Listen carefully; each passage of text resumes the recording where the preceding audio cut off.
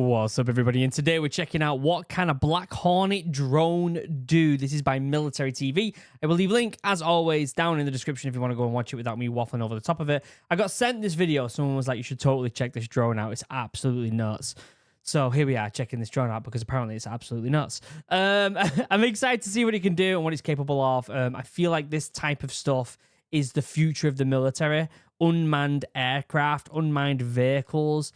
Very much the future, I think, of technology in the military. And so with that, I'm intrigued to see what this is capable of.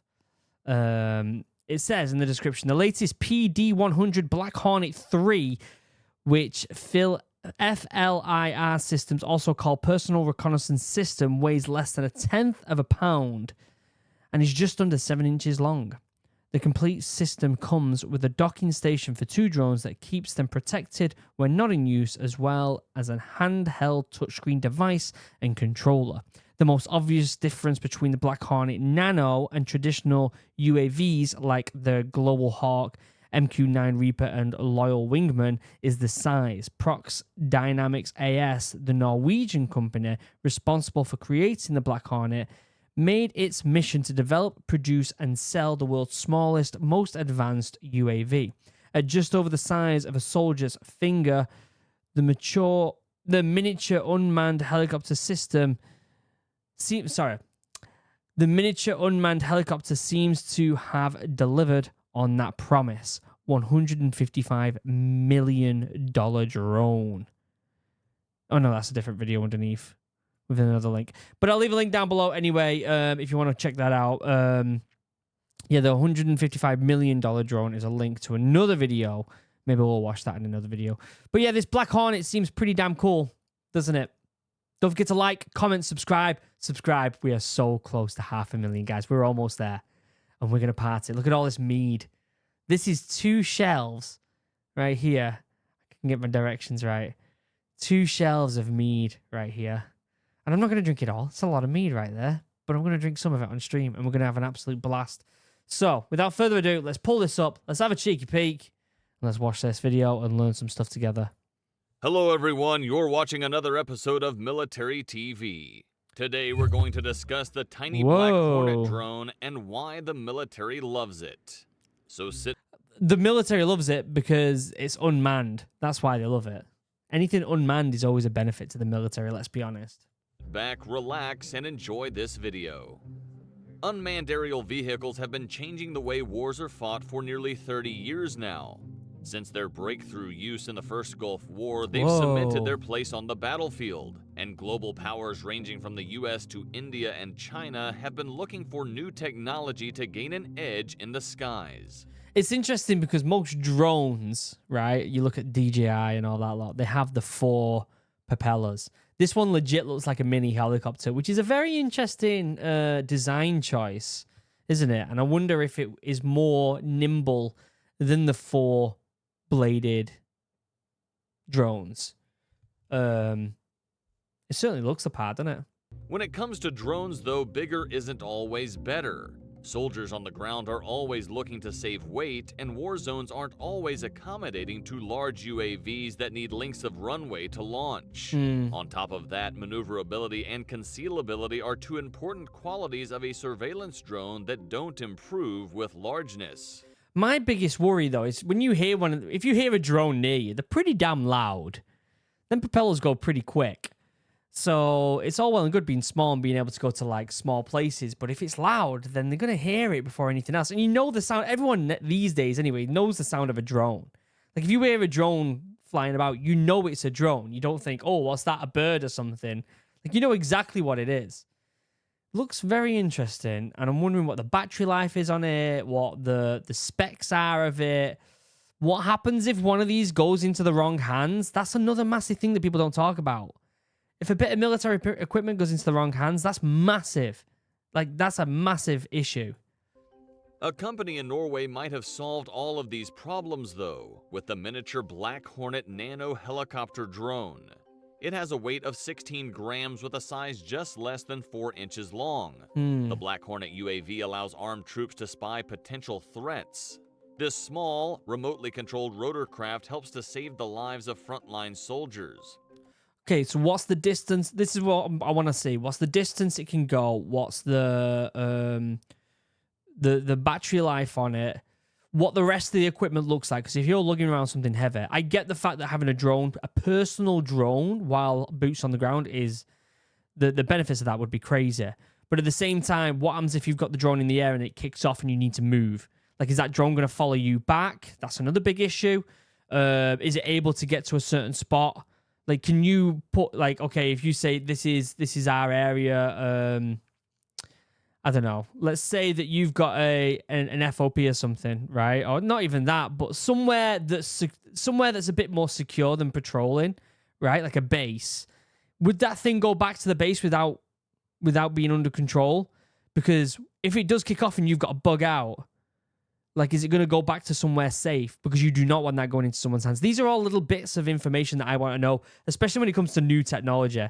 I feel like everyone gets excited for new technology, but in truth, sometimes it's just not going to work. This tiny UAV also offers intelligence, surveillance, and reconnaissance support to armed forces in mission-critical operations. That's cool. The UAV gives access to remote locations and provides situational awareness on the battlefield. Black Hornet's development was initiated by Prox Dynamics AS of Norway in April 2008. Oh, so it's pretty. And is in use by the armed pretty forces old, of the United States, France, the United Kingdom, Germany, Australia, Turkey, Norway, the Netherlands, and India. So it's already in use? That's mental. The drone went through several test flights and all kinds of tests before entering into serial production phase in early 2012. Now let's see why the military loves this tiny Black Hornet drone. The most obvious difference between the Black Hornet Nano and traditional UAVs like the Global Hawk, MQ-9 Reaper, and new Loyal Wingman is the size. Okay, so let's look at the pros and cons to having something this small, right? Is this something that lads who are patrolling are going to have on them that they can put up at any moment? Benefit of that is if there isn't a big thing in the sky, a big drone in the sky, then you can get it up quicker. Pun intended. You can get it up quicker, and you can scan what you want to scan personally quicker as well. Now, with that being said, if you've got a bigger drone in the sky, they can probably see more stuff, and you can get comms back anyway. It's less likely to get shot down. Not that this would get shot down, but it could certainly have something, someone could grab it if they really wanted to. Probably hurt, but they could grab it if they really wanted to. So, I mean, getting into them small spaces as well and going, I don't know. Is this something that you would want to use like that? And if you wouldn't use it on patrol, then when would you use it? Prox Dynamics AS, the Norwegian company responsible for creating the Black Hornet, made it its mission to develop, produce, and sell the world's smallest and most advanced UAV. At just over the size of a soldier's finger, the miniature unmanned helicopter seems to have delivered on that promise. Of course, that small size means low weight, something for which soldiers on the ground are thankful. Yeah. Between the load of ammunition, body armor, water, and other gear, a U.S. Army soldier is often carrying upwards of 60 pounds of equipment. Sometimes, according to NPR, that figure is closer to 100. Yeah, you think about, everything. If you're going on patrol, people don't realize how much you carry. Water. A second set of a spare set of rations just in case anything kicks off and you've got to stay there overnight. You've got ammo. You've got extra equipment. Maybe that's comms. Maybe that's spare barrels for someone carrying a bigger gun. Maybe that's NVGs if you really need it, right? That's batteries for comms if you really need it. Never mind your body armor, your weapon, spare mags. You've got webbing on. Maybe you have a small first aid kit in there. Like, it all adds up. Like, it really, really does all add up. It's crazy. The fact that all this gear is being lugged through a war zone doesn't do much to lighten the load. With the Black Hornet, though, soldiers have a valuable tool in hand without adding pounds. The Black Hornet size is more than just convenient. It also gives the UAV the ability to accomplish missions that just can't be done by its more traditional counterparts. While unable to carry a payload of an MQ-9A Reaper, for instance, the Black Hornet Nano is unparalleled in the role of personal aerial surveillance. Able to simply lift out of a soldier's hand, there's no need for a large staging area to launch the Black Hornet. It can also... Again, that's all well and good, but think about the distance of what this can go, and you're only going to use it on patrol. Now, I think one good benefit would be if you're in a vehicle and you want to know what's up ahead, what the terrain looks like. I think that is probably a better scenario, really, isn't it? If you've got a vehicle and you stopped and you're wondering what's going on up ahead, if you want to see, if you want to get eyes on, if you want to know what the terrain looks like, if you want to know if there's anybody up ahead, if you want to know what's around that corner, that might be a good idea because you're in a vehicle. But I don't know. Work its way through tight spaces like hallways. This gives an individual soldier the ability to almost instantaneously deploy a UAV in the exact location where it is needed. In terms of design, the Black Hornet is You're not going to use that in hallways. You're not going to go and start doing CQB and send one of them in first, because usually when you're doing CQB, you haven't... A massive part of CQB, and you can ask any military lad this, is the element of surprise, bursting that door open and getting in there and getting shit done quick. If you start sending a drone through that's like, as it's going through, people are going to be looking like, what the fuck's that coming through here? Oh, it's a drone. Firstly, get the baseball bat, whack that thing down. Someone's coming through that door over there. Like, I don't think you would use it in a scenario like that. I really don't. Constructed of a rugged plastic molded shell. The aerodynamic shape of the nano UAV withstands stormy winds. The tiny drone is fitted with 3 surveillance cameras concealed within its nose. The complete Black Hornet system includes 2 UAVs and a base station. The UAV has a... I'm trying to be... trust me, I love technology as much as the next person. But when it comes... And I want you all to remember this, right? Technology is cool. It really is. And some of the stuff it can do might, on the surface level, seem incredible. But when you're talking about military, right? When you're talking about military technology, especially lads on the ground, it's got to be... It's just got to be bulletproof, that thing. And I don't mean physically bulletproof. I mean, the way that you use it needs to have an incredibly accurate purpose, right? This is where we'll use it. This is exactly what it's for.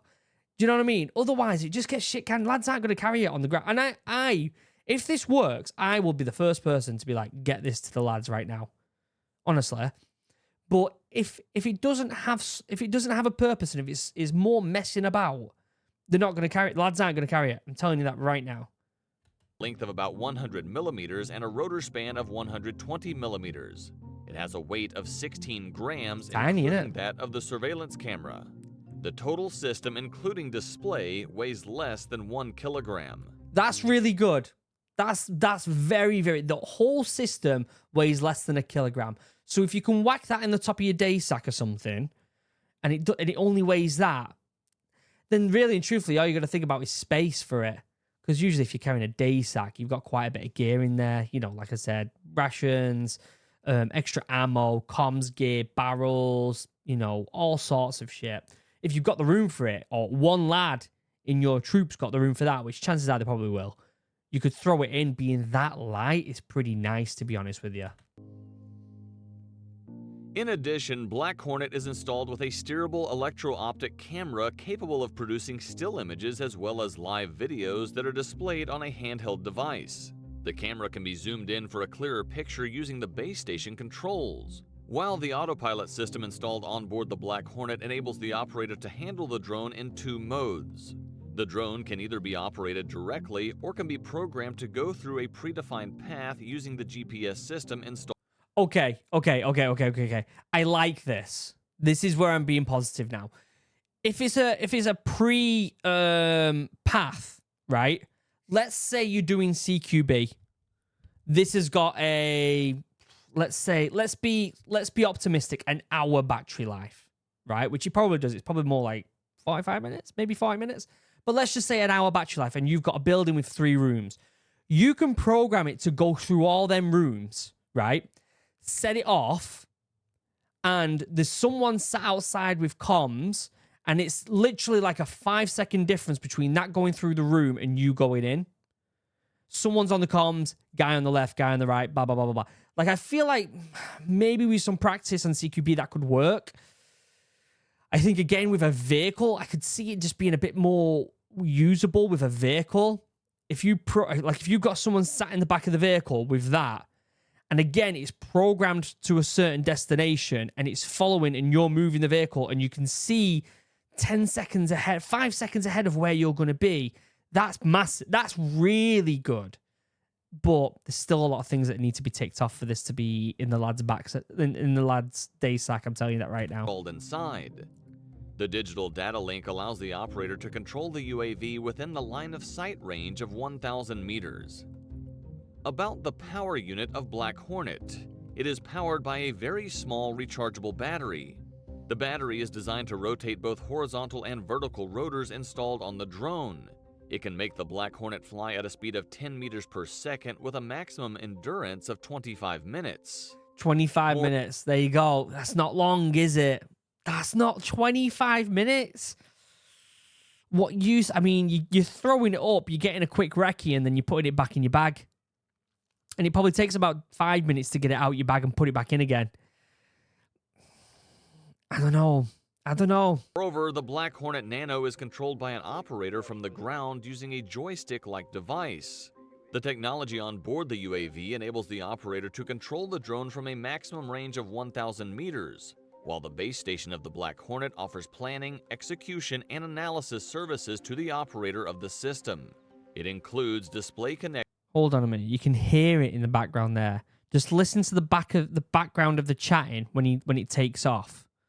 Planning, execution, and analysis services to the operator of the system. It includes. Did you hear it then? So it's certainly not a quiet thing. It's still pretty loud. Display connections and system control connections. And once we know its characteristics, of course, we are curious about the price of this tiny UAV. Gizmo Crazed reports that the cost of a single unit is just $195,000. Just? Holy shit, you're talking about a 200 grand drone. 200 grand? Where are they getting that price? You can buy a DJI for like $1,000. They're only that expensive because it's military and they can price gouge it. That's not worth that much to put together. I'm telling you that right now. It is way cheaper to put. It's probably like $50, not even $50 to put that thing together. That's the thing, right? If you're buying one of these, right? If you're the military and you turn around and you find out that these are only $1,000 each, give them to every single troop on the ground. They might have a use case for it. 200 grand. I can guarantee the lads in the British forces, they're getting given this for very specific situations, and they're being told this is a 200 grand bit of kit. If you lose this, you're buggered. I'm telling you that right now. 200 grand. With a USAF report detailing the cost of a single Reaper at over $16 million, the Black Hornet represents substantial cost savings when used as a replacement for missions like personal reconnaissance. It will not replace a massive UAV. I'm telling you that right now. That small thing will never replace that massive thing because that can fly in the air for a lot longer and can get more ground coverage. The only use case this has is being low to the ground, small into small spaces. And maybe you can throw it up whenever you want. It's still 200 grand. And although that doesn't sound like much in military money, it's still a shit ton of money, if I'm honest with you. And I guarantee for lads to be given this on the ground, the military, that's not going to happen. It's going to be very specific use cases, very specific. I'm telling you that. At the end of the video, we will see the operational history of the Black Hornet Nano. Yes, I want to know that. The aircraft was being used by soldiers from the UK's Brigade Reconnaissance Force at Camp Bastion in Afghanistan. So they were using it at Camp Bastion? Interesting. Operation Herrick personnel in Afghanistan deploy the Black Hornet from the front line to fly into enemy territory to take video and still images before returning to the operator. So that Herrick is the British military's time to go Afghan. When I was going to go out, it was Herrick 14 at the time with the 4-5 commander, but I got pinged to do something else when it came to anti-piracy. Herrick 12 was 4-2 commando and 40 commando. I'd love, if there's any Royals who are watching this right now, send me a message and let me know what the use case is for this. Because my presumption, right, is it was probably given to like the RAF Reg when they're guarding bases, and it was a case of what's going on over there, quickly send out one of them from the FOB, right? Go and have a quick peek, come back. Go and have a quick peek, come back. And it's literally people around a giant base. Then I am super positive that they weren't giving this to the lads on the ground, because I did 6 months of pre-deployment training for Herrick 14 and I didn't even know what this was. And Herrick 14 was what, the last, maybe second to last time that there was a Herrick operation? I never even heard of this thing. And we were Royal Marines on the ground. So what, maybe Special Forces had access to it, but it was probably, if it was at Camp Bastion, which was the biggest base, right? My guarantee it was used, the sentries were using it to go and if there was someone pissing about in the distance, they'd probably use it to go and have a quick peek and come back again. It was withdrawn from service in 2006-2017. As of October 25, 2013, the British Army had 324 Hornet Nanos in service. Moreover, in July 2014, the United States Army Natick Soldier Center Development and Engineering Center selected the PD-100 Black Hornet after looking at commercially available small-scale UAVs as part of the Cargo Pocket Intelligence, Surveillance, and Reconnaissance Program. Cargo Pocket Intelligence, Surveillance, Reconnaissance Program. That's interesting that they're thinking this is a legitimate move forward when it comes to recce's. It concluded that further refinements were needed for a U.S. Army role, including reconfiguring the data link, giving it night vision, and improving navigational capability. Yeah. The Black Hornet was tested with U.S. troops at an event in early March 2015, and Prox Dynamics delivered a PD-100 with upgraded features for Special Forces testing in June 2015. By 2015, the Black Hornet had deployed with U.S. Marine Corps Special Operations teams.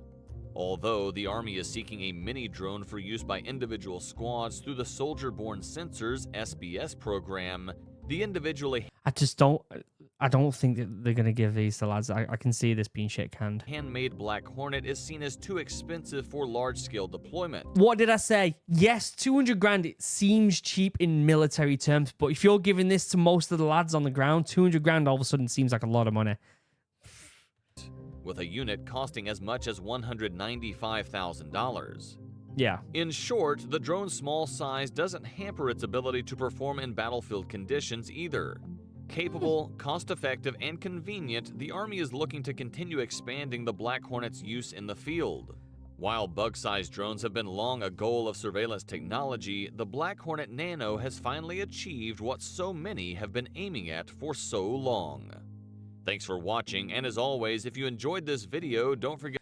Definitely go over there, give it a like, subscribe, all that good stuff. Here's my final take on it. I think this, like many things you see in the military, many really cool technologies you see in the military, are a stepping stone to something a bit better.